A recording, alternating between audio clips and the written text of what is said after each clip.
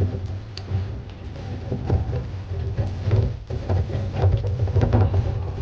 lalagay na natin yung sili. Kasi ang kinunot, maanghang din, kagaya ng Bicol Express.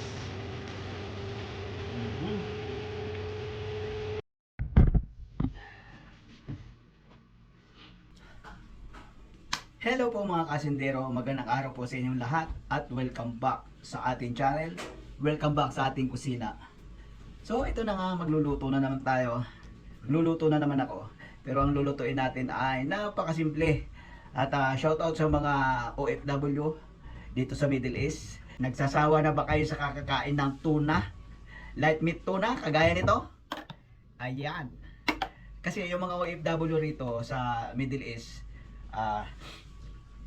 tawag dito yung mga driver, mga truck driver, mayroon silang mga supply ng tuna. Kaya siguro, sawang-sawa na silang kumain ng tuna. Meron nga akong kilala, kahon-kahon na yung tunang na-stock niya kasi di niya na kinakain. Araw-araw naman may dumadating sa kanilang supply na tuna, kaya naipon lang nila. So ito na, tuturuan ko kayo kung paano maiba yung pagluluto ng tuna. Kasi siguro lahat na nasubukan nyo na, lahat ng luto ng tuna nasubukan nyo na. Kaya ito, gagawa tayo ng ibang luto naman. At ang lulutuin natin ay Bicolano recipe na naman. Magluluto tayo ng kinunot na tuna. Yan, may gata na naman tayo. So ito ang ating mga sangkap, mga kasindero. Ayan, meron tayong pangalawang piga at ito yung unang piga. At meron tayong malunggay. Kung meron kayong malunggay na fresh, edi yun ang gamitin nyo. Ako kasi yung pag bumili ko ng malunggay, yung sobra, pinatutuyo ko para kahit ilang buwan na hindi masisira. At ito lang mga sangkap niyan, mga kasindero. Luya, bawang, sibuyas, at meron tayong tanglad. Gagayatin natin ng pino. Pipinuhin natin paggayat nito. So, umpisa na natin mga kasindero. Madali lang to. Madali lang magluto ng kinunot na tuna.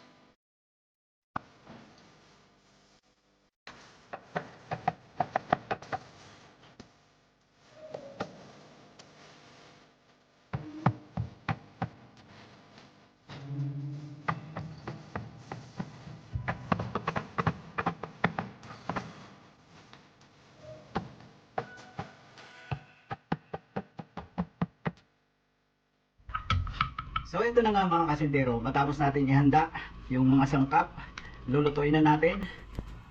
Lagay na natin ang pangalawang piga na gata. Yan. At pagkatapos, ilagay na rin natin yung mga sangkap. Paghalo-haluin na natin yan dyan.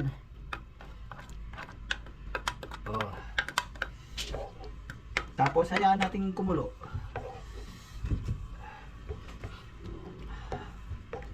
Yes, ito nga palang sangkap nito, parang sangkap din ng sinanglay.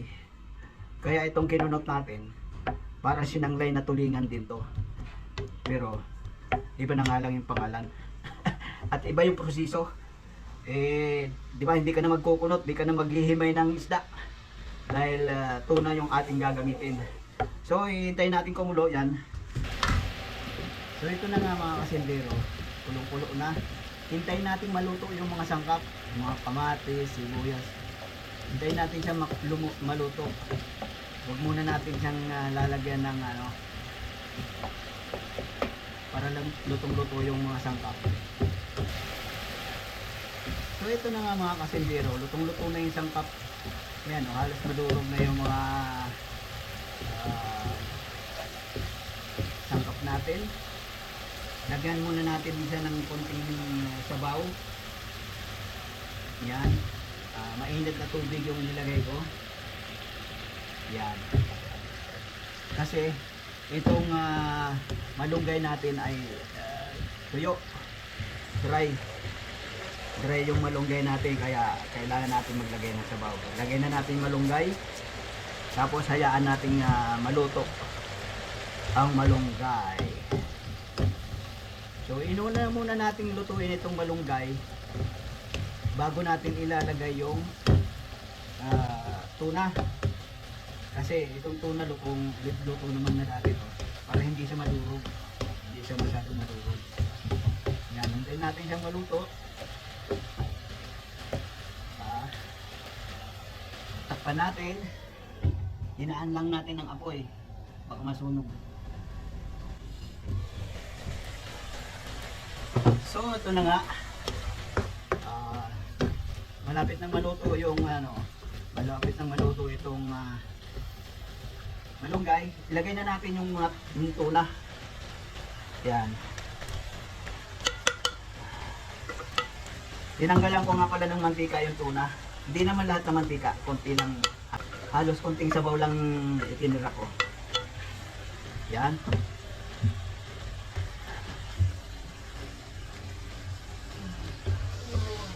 So ito na.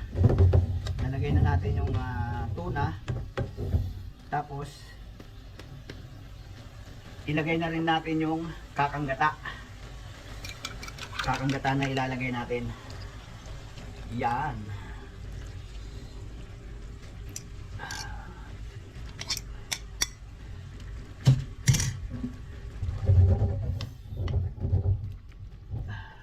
Ito nga palang kakanggata, hindi natin lulutuin masyado to. Hindi natin lulutuin ng lutong-luto. Hindi natin papagmamantikain kasi ganun ang style ng kinunot. So hintayin natin kumulo. Pagluto na yung gata, okay na. Di ko pa nga pala inaasinan kasi yung tuna medyo may asin na yon. Saka ko na lang titimplahin maya maya pagluto na.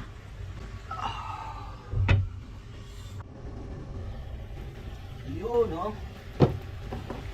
So ayun na mga kasildero, medyo luto na yung ating gata. Titikman na natin kung sakto na yung asin. Kailangan pa natin mag-add ng konting asin. Yan. At lagay na tayo ng bitchin. Oh, dami na naman. Bawasan natin. Yan.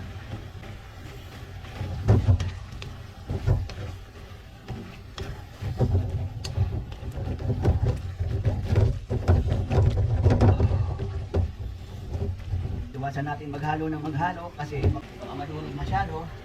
At ilalagay na natin yung sili. Kasi ang kinunot maanghang din kagaya ng Bicol Express.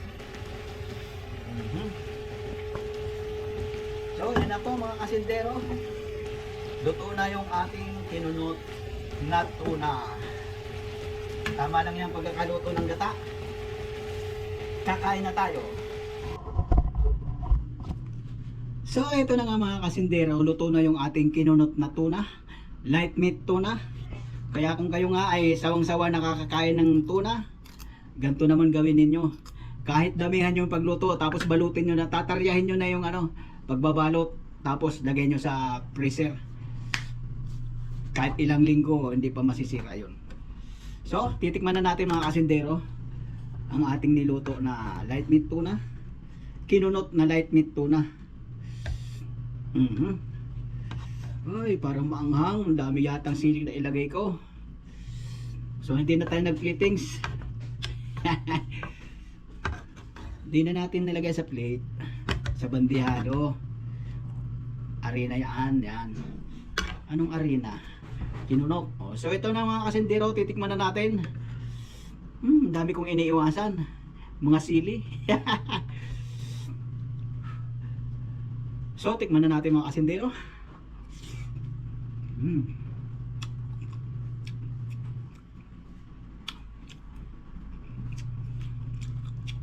Ang sarap. Ang anghang. Ang sarap niya para siyang sinanglay na tulingan. Meron nga lang siyang gulay na ano, malunggay. Sarap.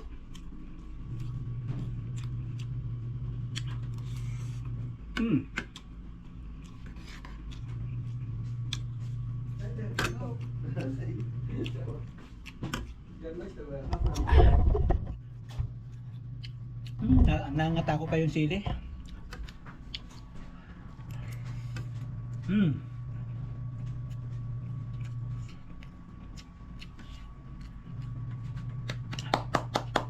Sarap. Lalo yung may sabaw. Sarap.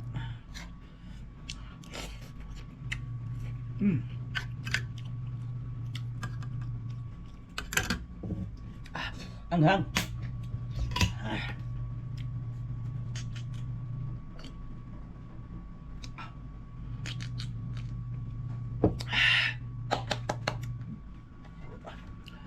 So yun na nga mga kasindero, ganun lang magluto ng kinunot na light meat tuna.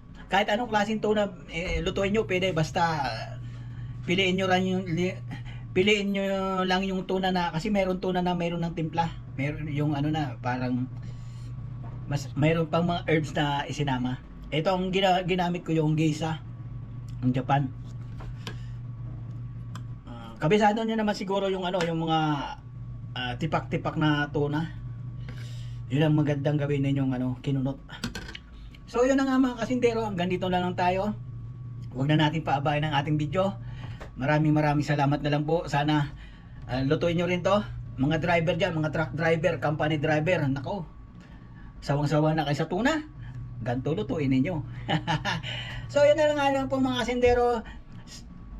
Bago nga pala tayo magtapos, sa mga hindi pa nagsasubscribe, Asindero TV lang po. Pakilike po ng ating mga video. At kung pwede, comment at share. Bye bye po. God bless po sa inyo lahat. Bye bye.